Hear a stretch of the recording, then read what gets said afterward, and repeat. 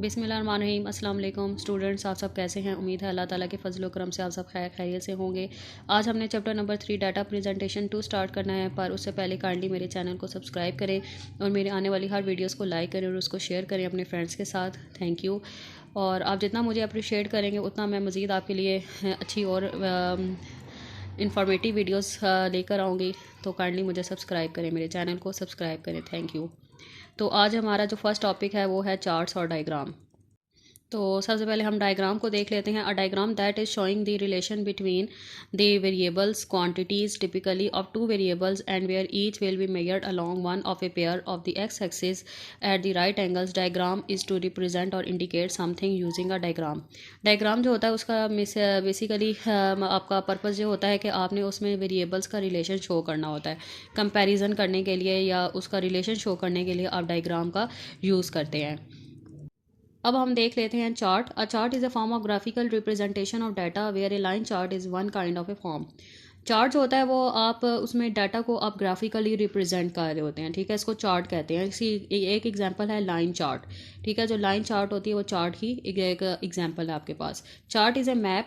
Chart is to draw a chart और map of, ठीक है। चार्ट एज अ मैप की तरह काम कर रहा होता है, जिससे हम मैप में बता रहे होते हैं कि ये पॉइंट इस ये पॉइंट आपका ये लोकेशन आ रही है, सेकंड पॉइंट में आपकी ये लोकेशन है, थर्ड पॉइंट में आपकी ये लोकेशन है, ठीक है। हर पॉइंट में वो आपको लोकेशंस बता रहा होता है। इसी तरह चार्ट भी आपका उसी मैप की तरह काम कर रहा होता है, ठीक है। आप एक्स और वाई एक्सिस पे जो है आप अपना डाटा लेते हैं, फिर उस पर पॉइंट्स लगाते हैं और फिर उस हर पॉइंट को आप ज्वाइन करके एक अपना लाइन ड्रॉ कर लेते हैं, ठीक है। उसको ग्राफिकली आप रिप्रेजेंट कर रहे होते हैं, इसको आप क्या कहते हैं? चार्ट कहते हैं। तो डायग्राम का मकसद क्या होता है? आप अपने वेरिएबल का को कंपैरिजन कर रहे होते हैं, उसका रिलेशन बता रहे होते हैं। चार्ट जो होता है आगे जब आप उसको ग्राफिकली रिप्रेजेंट करते हैं आप अपने डाटा को, तो उसको आप क्या कहते हैं? चार्ट कहते हैं। So chart is a graphical representation of data in which data is represented by symbols such as bars in a bar chart, lines in a line chart और slices in a pie chart, ठीक है। तो आप charts में क्या क्या आप use करते हैं? आप बार चार्ट इसमें यूज़ कर सकते हैं, इसमें आप लाइन चार्ट को यूज़ कर सकते हैं और आप पाई चार्ट का भी इसमें इस्तेमाल कर सकते हैं। A data chart is a type of diagram or graph which organizes and represent a set of numerical और qualitative, ठीक है। वही मकसद है कि आप इसमें डाटा सेट यूज़ कर रहे होते हैं, उसको आप ग्राफिकली रिप्रेजेंट कर रहे होते हैं, ठीक है। तो अब ये जो आप देख रहे हैं लाइन चार्ट इस तरह का होता है, ठीक है। आप मुख्तलिफ डॉट्स लगाते हैं, उन डॉट्स को आप कंबाइन कर देते हैं, ठीक है, और फिर आप अपनी लाइन ड्रॉ कर लेते हैं। जिस तरह की आपकी लीनियर लाइन बन रही है, लीनियर कर्व बन रहा है, ठीक है, नॉन लीनियर कर्व बन रहा है, ठीक है, इसको आप लाइन चार्ट कहते हैं। और जो बार डायग्राम होता है उसमें आप इस तरह बार्स बना रहे होते हैं, ठीक है। और पाई डायग्राम में आप इस तरह सर्कल्स बनाते हैं और उसके अंदर सेक्टर्स शो कर रहे होते हैं कि ये इतना सेक्टर आपका उसमें ये आइटम फूड का है, इतना सेक्टर आपका क्लोथ का है, इतना सेक्टर आपका, ठीक है, फूड का है, ठीक है। मुख्तलिफ आप सेक्टर्स शो करके पाई चार्ट में सेक्टर्स को शो करते हैं सर्कल के अंदर, ठीक है। इसको आप क्या कहते हैं? चार्ट। अब हम स्टूडेंट्स अब हम देख लेते हैं सिंपल बार डायग्राम, ठीक है, भी चार्ट की एक टाइप है। तो सिंपल बार डायग्राम में आप एक वेरिएबल आपके पास होता है और एक वेरिएबल का डाटा सिंगल डाटा सेट होता है, ठीक है। इसको आप सिंपल बार डायग्राम कहते हैं।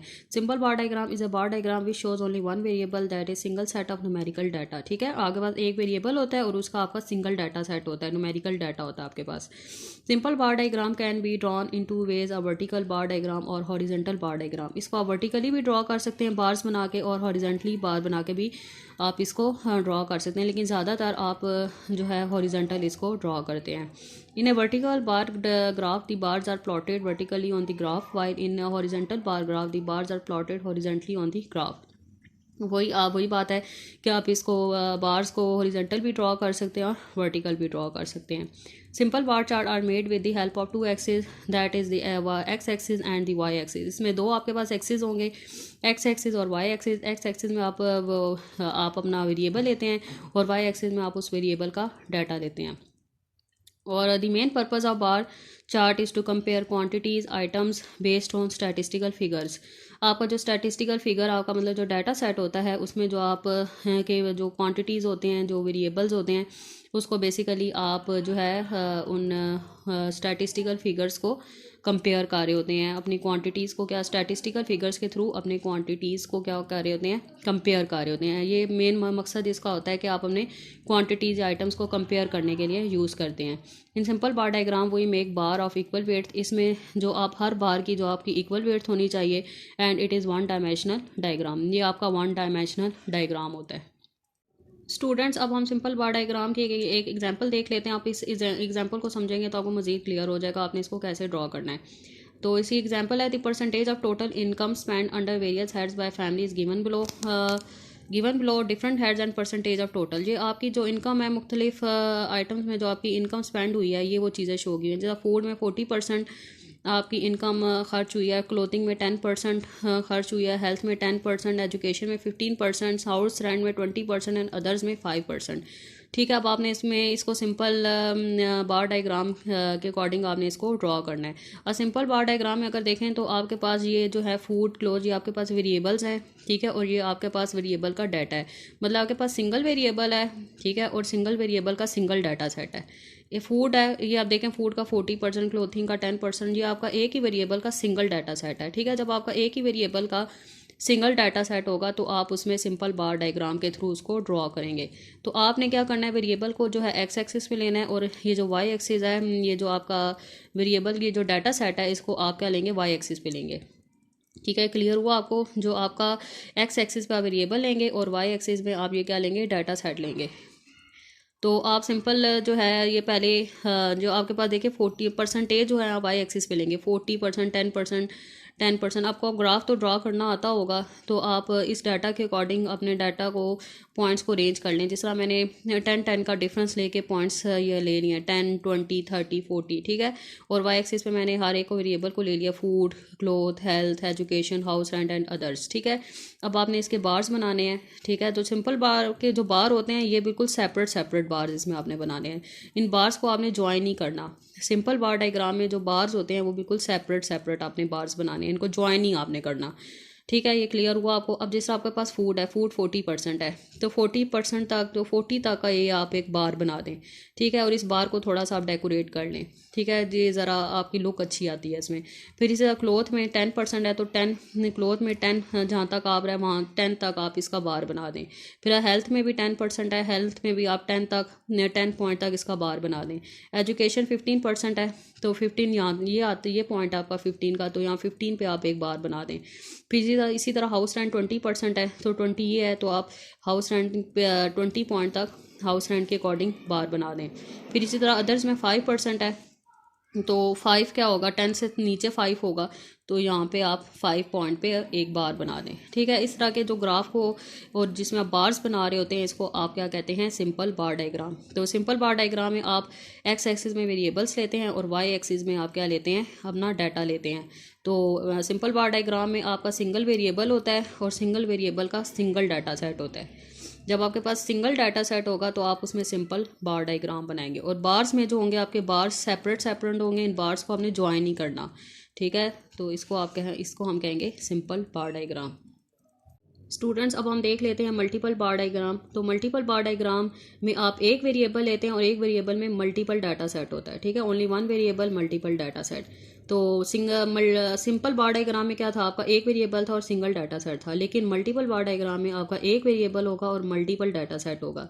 इन multiple bar graph shows the relationship between different values of data. ठीक है, आप इसमें डिफरेंट जो वैल्यूज़ के डाटा सेट को आप उसका रिलेशनशिप शो कर रहे होते हैं, उसका कंपैरिजन कर रहे होते हैं। इन multiple bar diagram multiple data points for each category of data. This is good device for the comparison of 2 or 3 kinds of information.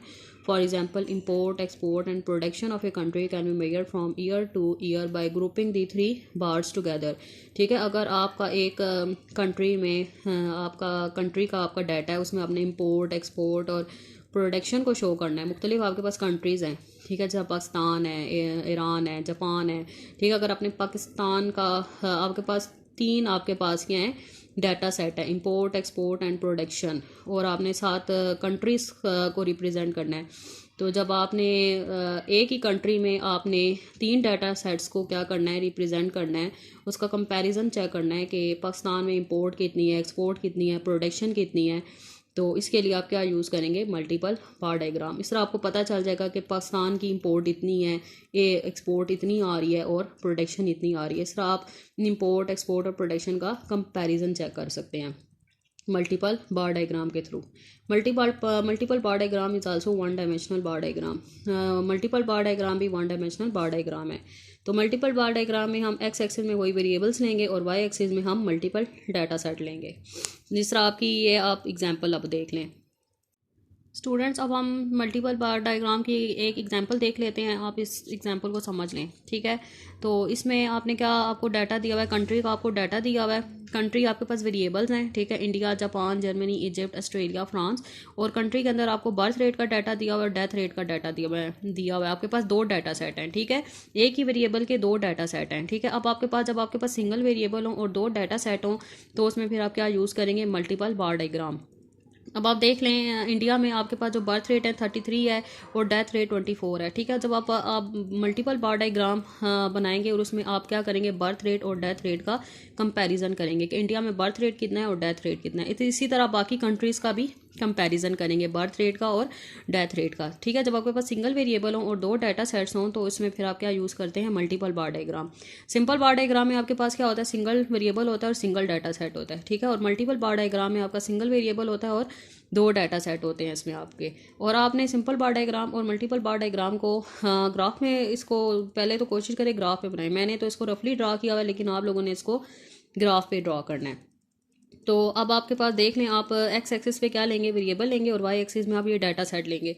तो आप एक्स एक्सिस पे ये वेरिएबल ले लें, India, Japan, Germany, Egypt, Australia, France. और y axis में ये आप डाटा लेंगे। अब आप ये डाटा देख लें, इस डाटा के अकॉर्डिंग आप ये है इसके पॉइंट्स बना लें। जैसा मैंने 10 के डिफरेंस में पॉइंट्स बनाए हैं, 10, 20, 30, 40। अब हमें इंडिया में, इसमें भी मल्टीपल बार डायग्राम में भी आपके बार बनते हैं। अब आपका पास जो एक वेरिएबल है, उसमें जो दो डाटा सेट है, उन दोनों बार्स को आपने ज्वाइन करके बनाना है, ठीक है। जैसे आपने इंडिया में क्या करना है, इंडिया का जो बर्थ रेट है 33 है, तो आपने ये 33 तक एक बार बनाया, ठीक है। फिर जो उसका डेथ रेट है 24 है, साथ ही आपने ज्वाइन करके डेथ रेट का भी बार बनाना है। 24 इस पॉइंट पे आ रहा है, तो ये साथ ही आप क्या कर दें, 24 का एक बार बना दें। ये दोनों जो है इंडिया में आपने दोनों बार्स को कंबाइन करके शो करना है, ठीक है।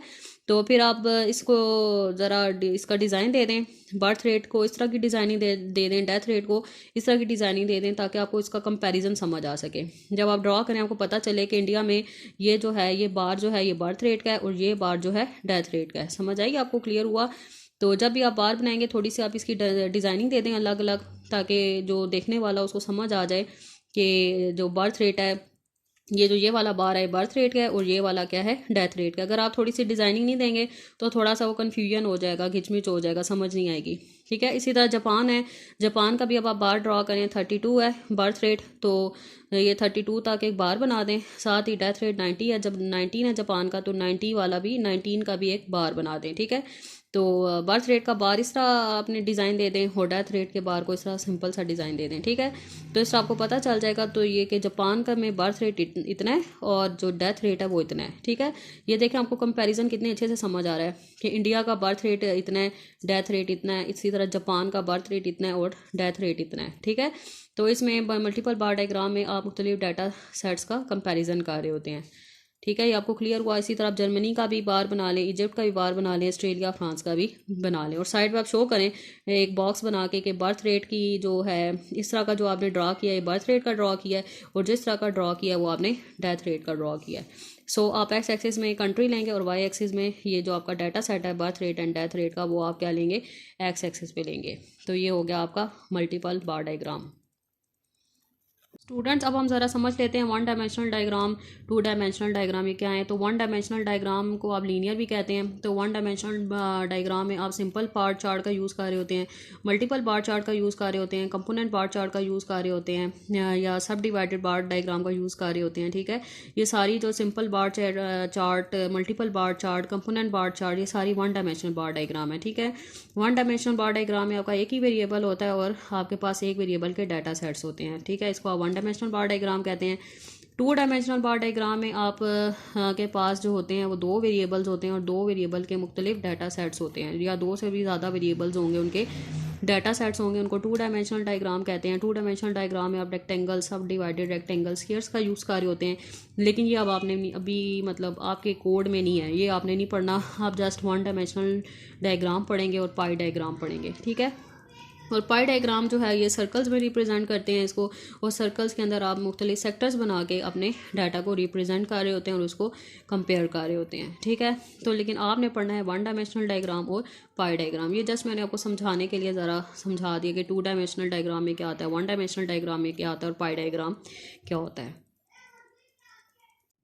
स्टूडेंट, मुझे उम्मीद है, आई होप सो, आज का लेक्चर आपको समझ आ गया होगा। तो अगर आपको कोई चीज़ समझ नहीं आई तो मुझे कमेंट सेक्शन में बताएं, इंशाल्लाह मैं पूरी कोशिश करूँगी आपको उस पर गाइड कर सकूँ। तो अब मुझे दीजिए इजाज़त, अल्लाह हाफिज़।